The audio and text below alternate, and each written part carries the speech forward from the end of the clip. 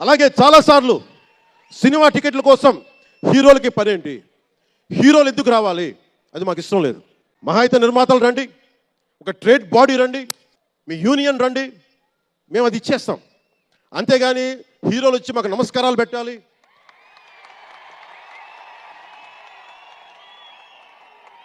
అంత ఒక లో లెవెల్ వ్యక్తులం కాదు మేము. దీన్ని ఎక్కడి నుంచి నేర్చుకున్నాం?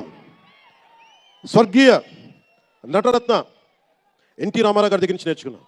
మహానటుడు, ఆయన్ని ఎంతమంది విమర్శించినా, కోటా శ్రీనివాసరావు గారు విమర్శించినా, ఆయన ఎప్పుడైనా యాక్ట్ చేసి ఆయనతో పాటు ఏం బ్రదర్ బాగున్నారని చెప్పి చాలా గుండెలు నిండుగా పలికే వ్యక్తి మహానుభావుడు ఎన్టీ రామారావు గారు. ఇంత తెలుగుదేశం పార్టీ ఎన్టీ రామారావు అన్నిసార్లు ముఖ్యమంత్రిగా ఉన్నప్పుడు కూడా ఎప్పుడు ఘట్టంలేని కృష్ణ గారు కాంగ్రెస్లో ఉండి కూడా కనిపిస్తే ఇద్దరు ఆప్యాయంగా మాట్లాడుకున్నారు. ఎన్టీ రామారావు గారు ఎప్పుడు వివక్ష చూపించాల. ఇది చిత్ర పరిశ్రమ తాలూకు ఔన్నత్యం. అదే ఔన్నత్యాన్ని మేము కొనసాగిస్తున్నాం.